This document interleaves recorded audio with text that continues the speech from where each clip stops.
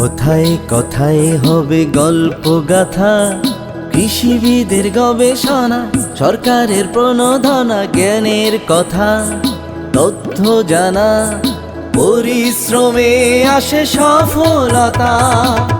এসো শুনি, এসো জানি, কৃষি ও খামারির কথা, কৃষি ও খামারির কথা, কৃষি ও খামারির কথা। প্রিয় দর্শক, বাংলাদেশ টেলিভিশনের কৃষিভিত্তিক অনুষ্ঠান কৃষি ও খামারির কথায় স্বাগত জানাচ্ছি আমি কৃষিবিদ মির্জা তাহমিম রিজভী। আজ আছি চুয়াডাঙ্গা জেলার জীবননগর উপজেলায়। নানা রকমের ভিন্ন ধর্মী অনেক ফলের সমারোহ এই অঞ্চলের নাম মানিকপুর। তুলে ধরব এমনই একজন সফল ফল চাষির সফলতার গল্প। আজকের তরুণ সমাজের সামনে সবচেয়ে বড় বাস্তবতা হল কর্মসংস্থান। একদিকে চাকরির সীমিত সুযোগ, অন্যদিকে বাড়তে থাকা বেকারত্ব। কিন্তু সফল হতে হলে কি শুধু চাকরির পেছনেই ছুটতে হবে?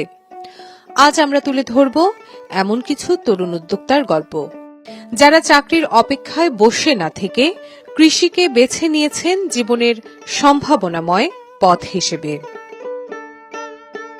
আর সেখান থেকেই গড়ে তুলেছেন সফলতা, কর্মসংস্থান এবং স্বাবলম্বী জীবন। ঝিনাইদহ জেলার শৈলকুপা উপজেলার ইন্দ্রজিৎ কুমার, যিনি রাজশাহী বিশ্ববিদ্যালয় থেকে মাস্টার্স সম্পন্ন করে চাকরির পেছনে না ছুটে ভিন্নধর্মী সিদ্ধান্ত নেন। 2021 সালে পরীক্ষামূলকভাবে শুরু করেন মাশরুম চাষ। পরবর্তীতে 2022 সাল থেকে তার খামার বাণিজ্যিক উৎপাদনে যায়। মাত্র 10 শতক কৃষি জমিতে 110 ফুট লম্বা এবং 40 ফুট চওড়া একটি ঘরে আধুনিক পদ্ধতিতে তিনি গড়ে তুলেছেন একটি মাশরুম খামার।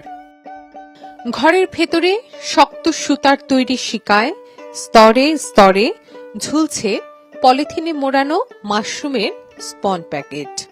বর্তমানে তার খামারে রয়েছে প্রায় 10,000 সিলিন্ডার প্যাকেট। এখানে উৎপাদিত হচ্ছে ওয়েস্টার এবং মিল্কি, এই দু জাতের মাশরুম। টিউশনের পাশাপাশি মাশরুম চাষটা করা যেতে পারে, সেই আলোকে আমি শুরু করি মাগুরা থেকে ট্রেনিং নিয়ে। 2021 সালের ডিসেম্বরে প্রথম যাত্রা শুরু হয়।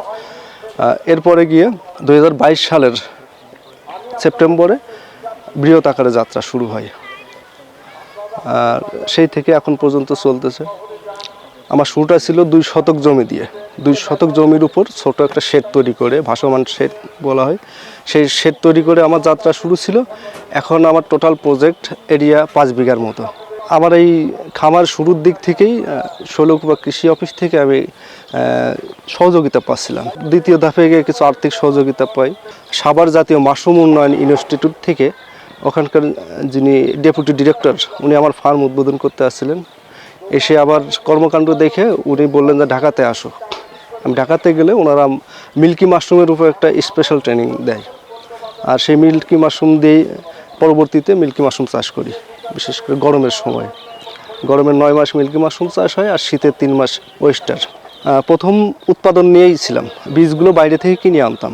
পরবর্তীতে আমার যেহেতু শেড খামার দ্রুত বৃদ্ধি পাচ্ছে, আমি চিন্তা ভাবনা করলাম যে মাদারগুলো আমি নিজেই তৈরি করব। এরই আলোকে আমার পাশে এক মাদার কালচার শেড আছে। মাসে 6,000 মাদার উৎপাদন করতে পারি আমার ওই ফার্মে। সেখান থেকে আমার এই ফার্মের জন্য মাদার সাপ্লাই দিই, প্লাস সারা বাংলাদেশে যে সকল উদ্যোক্তা আছে তাদেরকে মাদার সাপ্লাই দেওয়ার চেষ্টা করি। বাংলাদেশের মানুষের প্লেটে মাশরুম থাকবে, এরকম আমার একটা স্বপ্ন আছে। যে আর এটার বাস্তবায়ন করতে হলে আমি যা যা করার দরকার সেগুলো আমি নিজের ব্যক্তিগত উদ্যোগেই করতেছি। এর সাথে যদি সরকারি কোনো সহযোগিতা পাই, সেটা আরো দ্রুত এগিয়ে যাবে। ওয়েস্টার মাশরুম প্রতি কেজি বিক্রি হচ্ছে 200 থেকে 250 টাকা, আর মিল্কি মাশরুম বিক্রি হচ্ছে 350 থেকে 450 টাকা দরে। গত 9 মাসে তিনি বিক্রি করেছেন প্রায় 5,000 কেজি মাশরুম, যার বাজার মূল্য আনুমানিক 10 লাখ টাকা। এই আয়ের বিপরীতে তার মোট খরচ হয়েছে প্রায় 4 লাখ টাকা। সব মিলিয়ে বছরে তার আয় প্রায় 9 থেকে 12 লাখ টাকা। প্রথমে আমরা তাকে প্রদর্শনী দেই, তারপরে তিনি আস্তে আস্তে এটিকে কলবর করে বড় করেন। গত বছর তিনি 6 লাখ টাকা ইনভেস্ট করে 9 লক্ষ টাকা প্রফিট করেছেন। এছাড়া উপজেলা প্রশাসনের সহযোগিতায় এবং কৃষি বিভাগের সহযোগিতায় উপজেলা থেকে তাকে কৃষি বিষয়ক ঋণ প্রদান করা হয়। যশোর টেকসই কৃষি সম্প্রসারণ প্রকল্পের আওতায় তাকে প্রদর্শনী দেওয়া হয়। তাকে হাতে কলমে শেখানো হয় কিভাবে মাশরুম উদ্যোক্তা।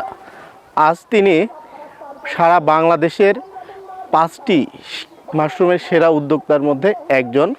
বর্তমানে PO2 সহ অন্যান্য জাত বেশ সফলভাবে চাষ করছে। তার চিন্তাভাবনা, আমাদের চিন্তাভাবনা, এই গ্রামটা একটি মাশরুম পল্লী গড়ে তোলার, সেই লক্ষ্যে আমরা কাজ করছি। এখানে প্রতিদিন 10 থেকে 15 জন নারী শ্রমিক কাজ করছেন। মাশরুমের বীজ প্রস্তুত, খড়ের সিলিন্ডার তৈরি, পরিচর্যা, এই কাজের মাধ্যমে তাদের পরিবারেও এসেছে আর্থিক সচ্ছলতা।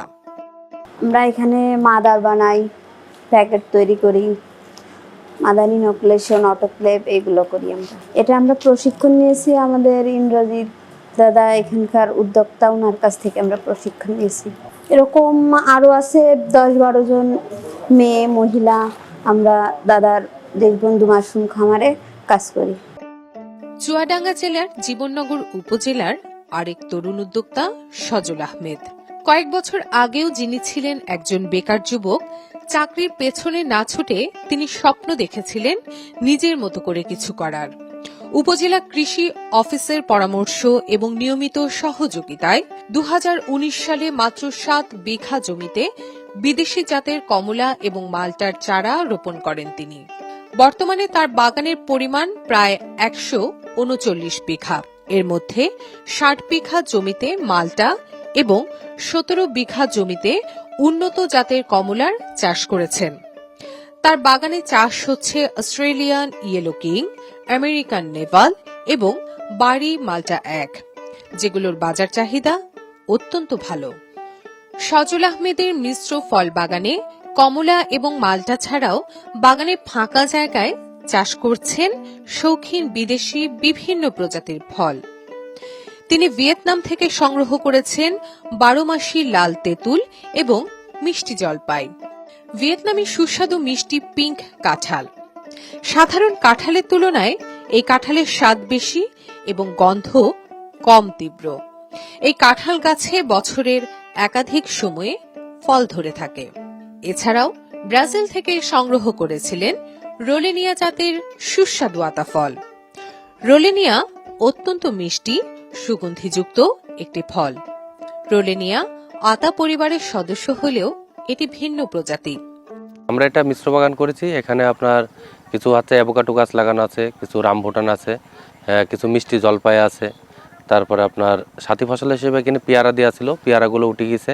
এখানে 12 মাসি কাঠিমন আম আছে, এখানে ননি ফল আছে, তারপরে এখানে আপনার খেজুর আছে, তারপরে এখানে হচ্ছে আপনার রুলুনিয়া আছে, তারপরে আমরা বেদনা কিছু ট্রায়াল দিচ্ছে এখানে। এটা আপনার প্রদর্শনী প্লট হিসাবে রেখেছি। আমরা এখানে থেকে গবেষণা করছি আসলে যে এগুলো কেমন হয়। প্রথমে যখন বিভিন্ন দেশ থেকে বিভিন্ন জাত সংগ্রহ করি, এই জমিগুলোর উপরে ট্রায়াল দিই যে আসলে কেমন হচ্ছে। পরে যখন এখান থেকে রেজাল্ট ভালো আসে, সেখন আমরা এখান থেকে দেখা যাচ্ছে যে পরে বাণিজ্যিকভাবে বড় বাগান করছি। এটা হচ্ছে ভিয়েতনামি জলপাই। এটা হচ্ছে আমি মূলত সংগ্রহ করি ইন্ডিয়ার থেকে। এটা হচ্ছে 12 মাসি জলপাই। এটা আপনার আমাদের সাধারণত জলপাই বেশিরভাগ হয় সিজনে একবার, আর ওটা হচ্ছে টক হয়। আর এই জলপাইগুলো এখনও অনেক বড় বড় সাইজের হবে, এটার বিচিগুলো ছোট হবে, আর এটা অত্যন্ত মিষ্টি একটা জলপাই। এগুলো খাইতে খুবই সুস্বাদু, আবার এটা বাণিজ্যিকভাবে চাষও করা যাবে। এটা যে পরিমাণ বেয়ারিং, কেউ যদি কেউর বাড়ি শখ করে যদি একটা ছাদ বাগানেও লাগায় রাখে, সে দেখা যাচ্ছে এটার ভিতরে ভিটামিন সি পাচ্ছে, মিনারেল পাচ্ছে। জলপাইতে কিন্তু কোষ্ঠকাঠিন্য দূর করে। তা আমরা যদি শখের বসে যদি একটা গাছ যদি বাড়ির ছাদ বাগানেও লাগায় রাখি কিংবা বাড়ির উপযুক্ত জায়গায় লাগায় রাখি, দেখা যাচ্ছে যে সে হচ্ছে ভিটামিন সি দিয়ে চাহিদা পূরণ করতে পারবে। রোলেনিয়া জাতের আতা ফল পাইকারি বিক্রি হচ্ছে 650 থেকে 700 টাকা কেজি দরে। এছাড়াও মিষ্টি এবং লাল তেঁতুল পাইকারি বিক্রি হচ্ছে প্রতি কেজি প্রায় 800 টাকা দরে। ভিয়েতনামি মিষ্টি জলপাই বিক্রি হচ্ছে 250 থেকে 270 টাকা কেজিতে এবং ভিয়েতনামি পিঙ্ক কাঁঠাল প্রতি পিস বিক্রি হচ্ছে 2000 থেকে 2500 টাকায়। শুধু ফল উৎপাদনে সীমাবদ্ধ নয়, নিজস্ব নার্সারিতে বিদেশি ফলের 1 থেকে 2 বছর বয়সী কলম চারা উৎপাদন এবং বিক্রির মাধ্যমে তৈরি করেছেন বাড়তি আয়ের নতুন সুযোগ। এই উদ্যোগকে সফল করতে নিয়মিত পাশে রয়েছে উপজেলা কৃষি অফিস।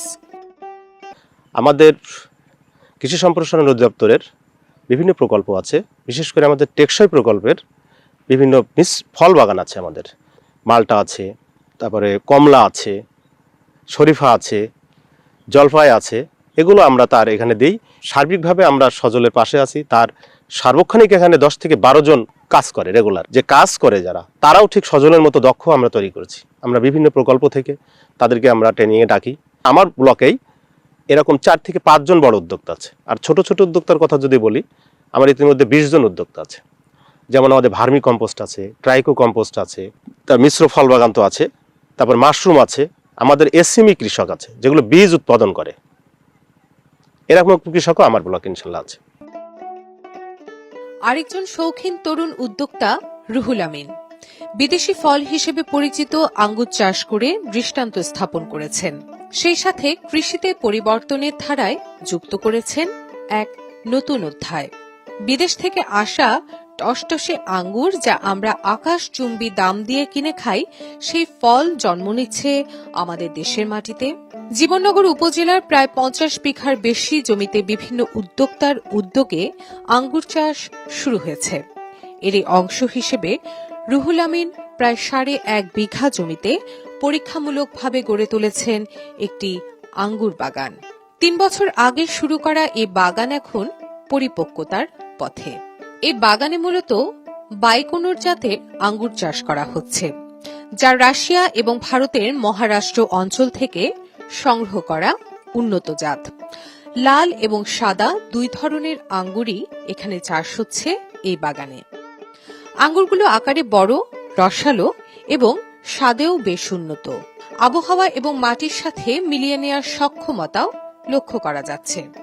রুহুল আমিনের স্বপ্ন বিদেশ থেকে আঙ্গুর আমদানির উপর নির্ভরশীলতা কমিয়ে দেশেই বাণিজ্যিকভাবে আঙ্গুর উৎপাদন করা।